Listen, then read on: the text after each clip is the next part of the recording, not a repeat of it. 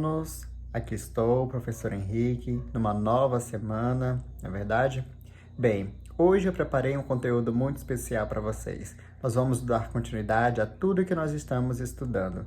E é claro, dando sequência à nossa linha de ideias, a todas as abordagens possíveis, e eu faço o convite para que você esteja comigo do início ao fim, sempre atento e fazendo todos os comentários, anotando e destacando todas as evidências importantes, ok?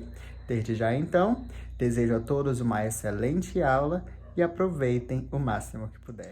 Então, turma, aqui nós vamos dar continuidade, então, à nossa abordagem de arte, tá?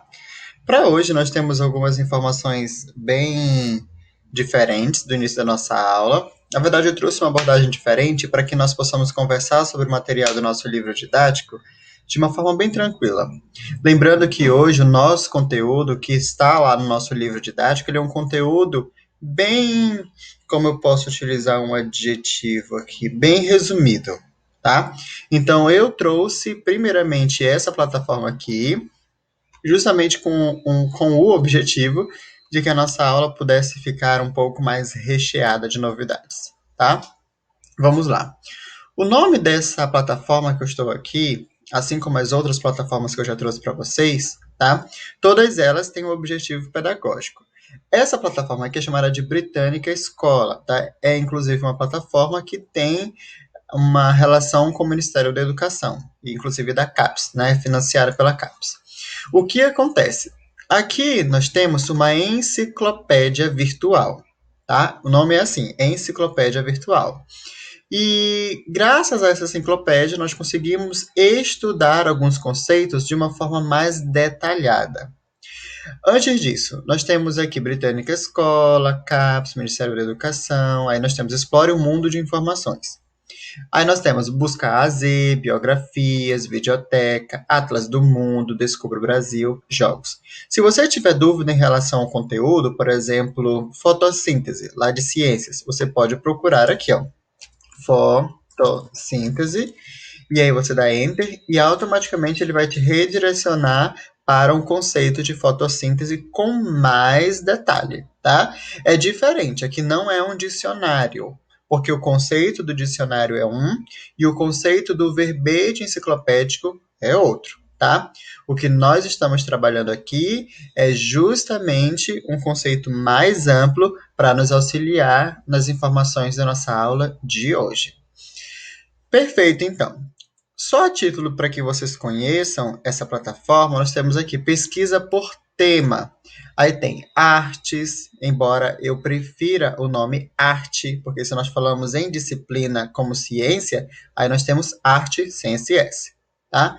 Língua e literatura, ciência da natureza, que é o caso de ciências ou biologia, história, esportes, geografia, matemática e religião. Você pode, em qualquer horário, em qualquer momento, olhar esse site, procurar, conhecer, olhar tudo o que tiver aqui, porque com certeza vai te agregar e muito, tá bom? Pode ter certeza absoluta disso, ok? E aí explore bastante o site, porque ele é muito bacana. Ó, ele tem umas informações aqui, ó, reino animal, e tem algumas curiosidades, você pode pesquisar por grupo, por habitats, tá? Nós temos aqui os campos, informações sobre campos, que é um habitat, sobre deserto, informação sobre o deserto, sobre florestas, tá? E assim sucessivamente. Eu sempre indico essa plataforma, que é o Britânica Escola, para que os alunos tirem algumas dúvidas. Ah, eu estou com dúvida de repente no que seja arte rupestre. E aí eu venho aqui no Britânica Escola e procuro sobre arte rupestre. Ah, estou em dúvida sobre quadribol, que é um conteúdo lá de educação física. Então eu venho aqui e acesso direitinho. Ah, estou em dúvida sobre período paleolítico de história. Aí eu venho aqui e procuro, tá? É muito, muito acessível, muito bacana. Além disso, tem algumas informações, umas curiosidades, tem uns jogos também por aqui, em algum momento que eu devo ter passado, eu não tenho prestado atenção. Aqui, os jogos, tá? Enfim, essa então é a enciclopédia que eu trouxe para a nossa aula de hoje. E aí, veja, como nós estamos nesse período virtual, é naturalmente desafiador trabalhar os nossos conteúdos de arte, na verdade, tanto de arte quanto produção textual. Eu acredito que as outras disciplinas também. Mas especificamente para a nossa disciplina de hoje, como vocês já devem estar cansados de saber sobre arte rupestre, na verdade, estão aí há mais de um mês trabalhando arte rupestre, é um conteúdo bom, viu? É um conteúdo bom. Mas quando chega uma hora de tanto ver arte rupestre, dá uma cansada, né?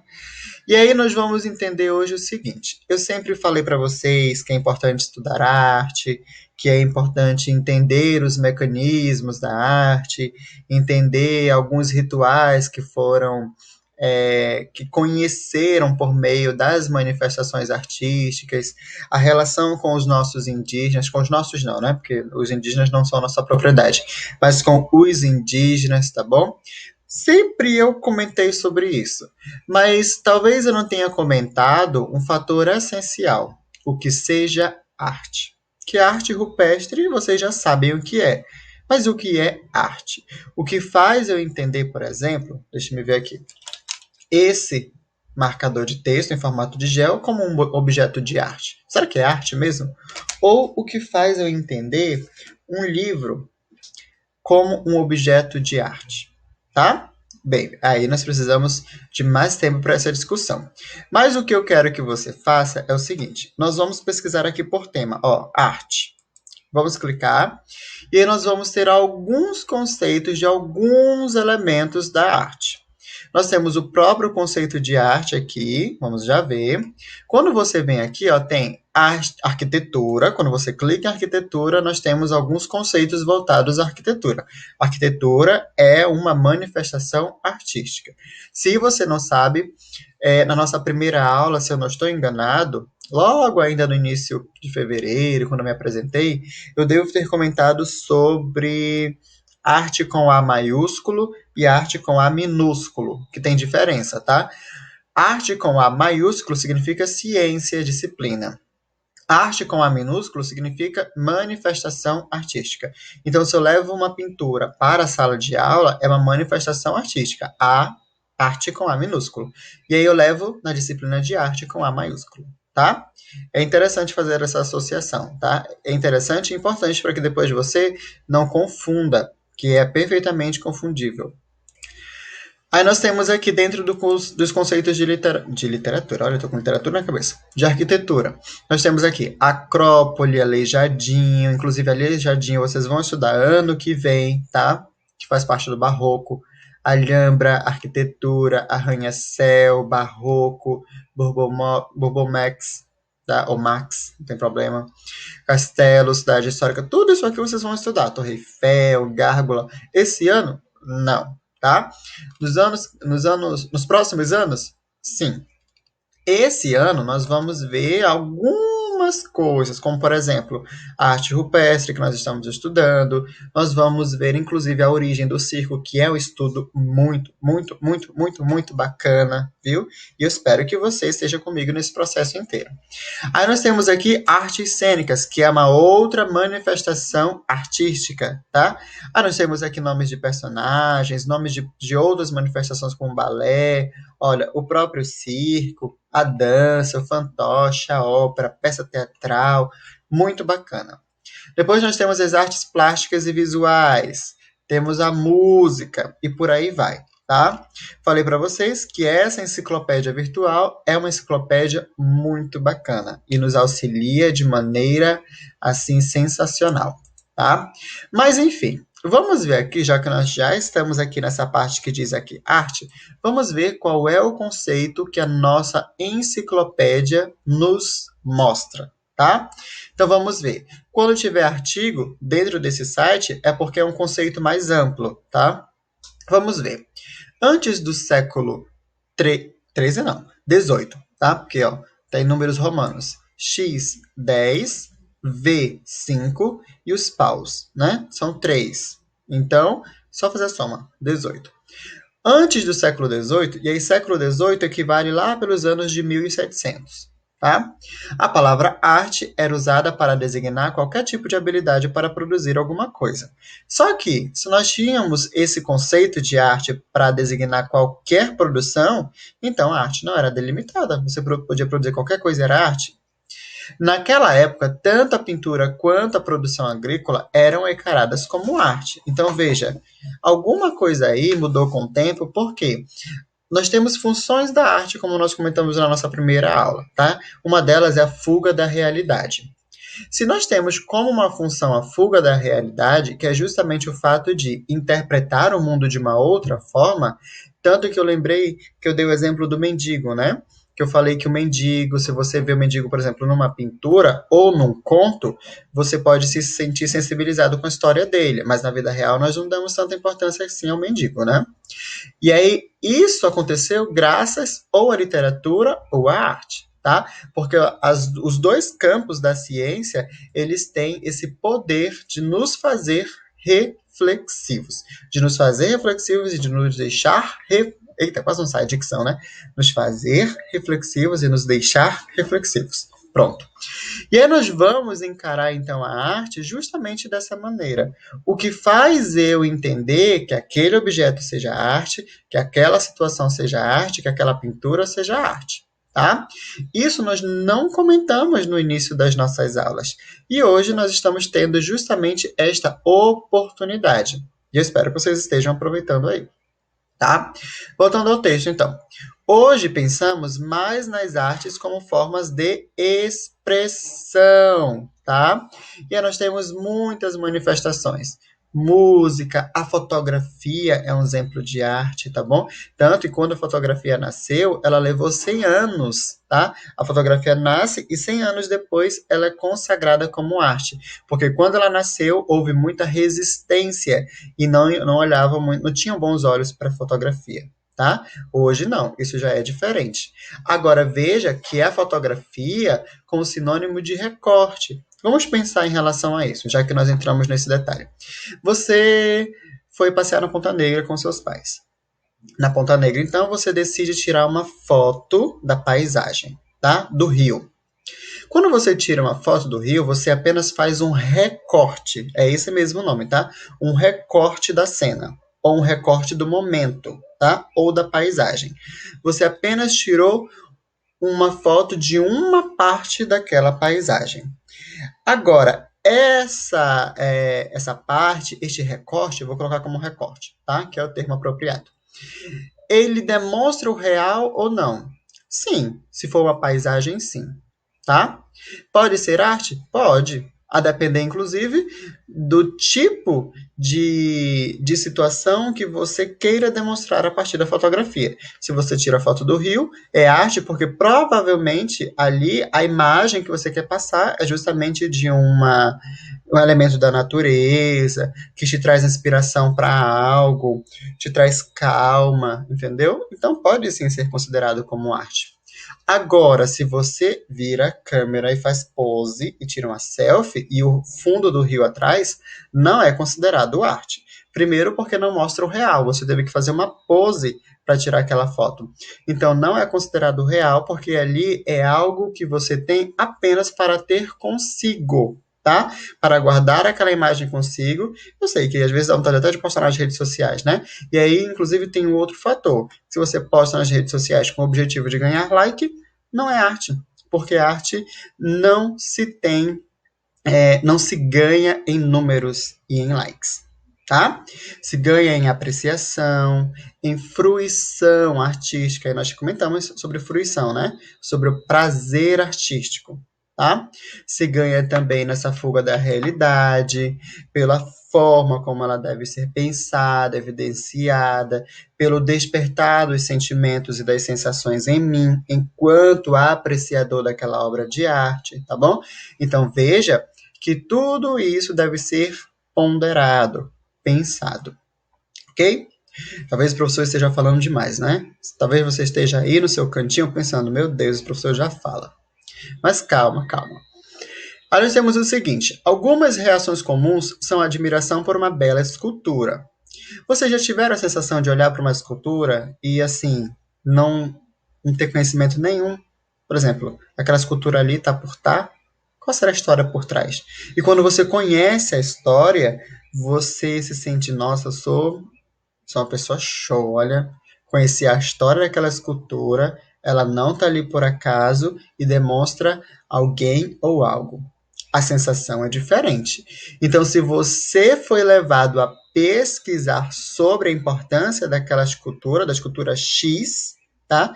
Então, a arte já teve um objetivo, que é justamente te fazer uma pessoa ativa no processo de ensino-aprendizagem, de pesquisa, de fruição. Eu gosto muito desse termo, que é um termo utilizado tanto na literatura quanto nas obras de arte, tá? Na parte mesmo da arte.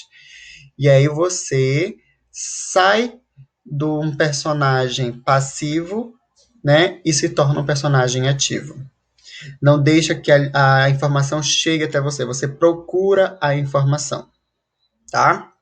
Então, as reações são admiração por uma bela escultura, o sentimento de tristeza diante de um poema, emotivo. Poema, inclusive, é diferente de poesia, tá? A poesia é arte e o poema é estrutura.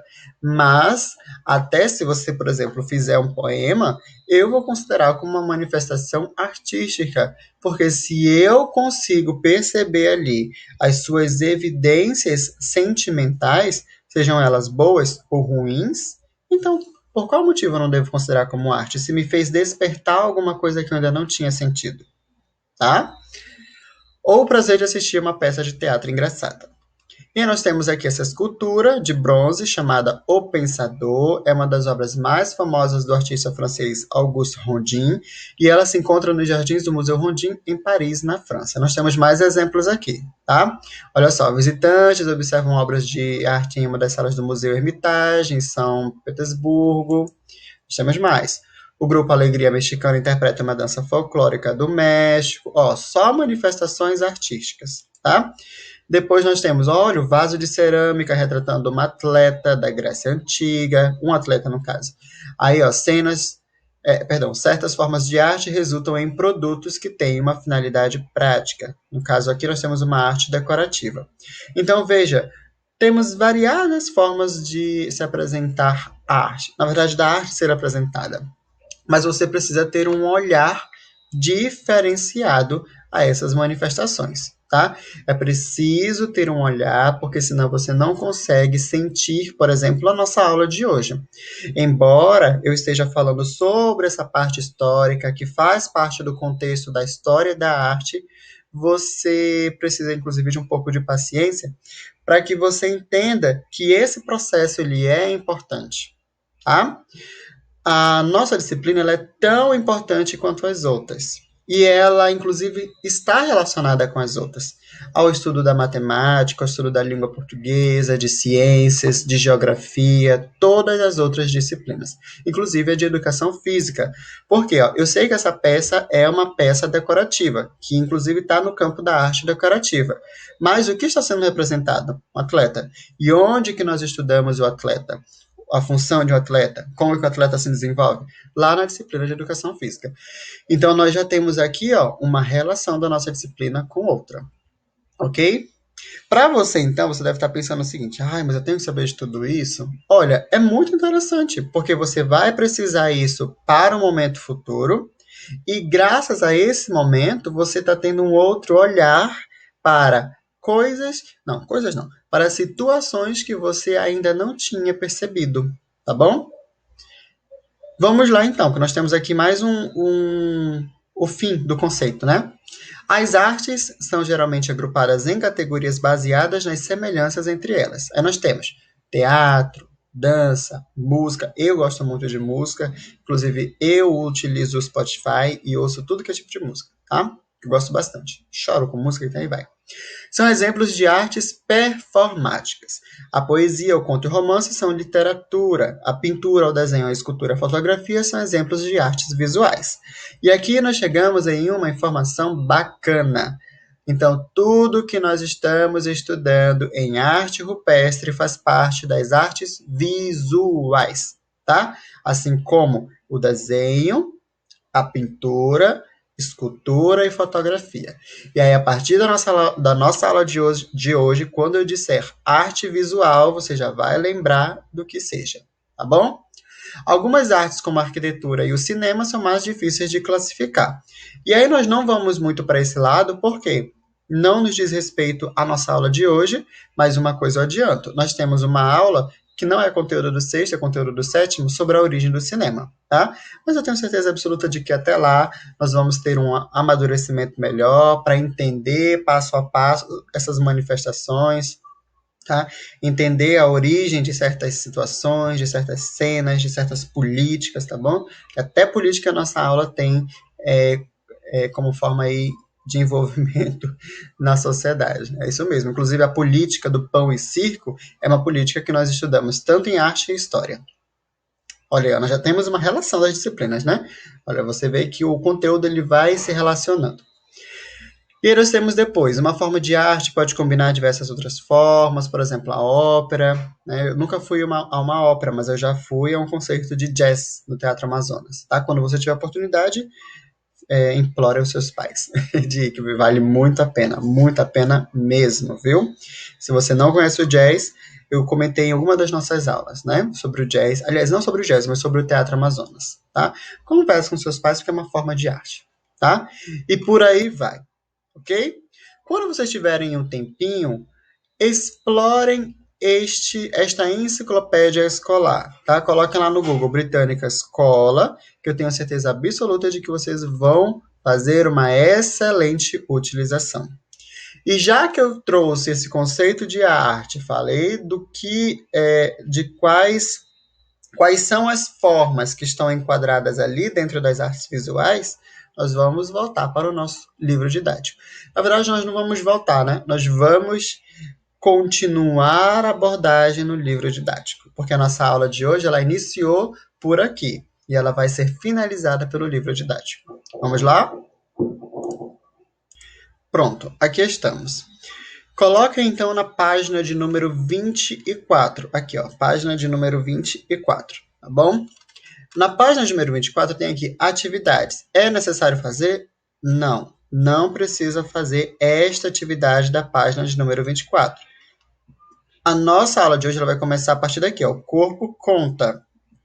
Primeiras palavras e ações. E aí nós temos o seguinte, nós temos o conceito, na verdade não é um conceito, mas é uma reflexão sobre a imitação, a representação e os personagens, tá bom? Vejamos, é muito antigo o desejo humano de demonstrar sentimentos e ideias. Para se comunicar melhor, contar histórias e se expressar em seus rituais, a mulher e o homem da pré-história também sentiam a necessidade de imitar pessoas, animais e deuses.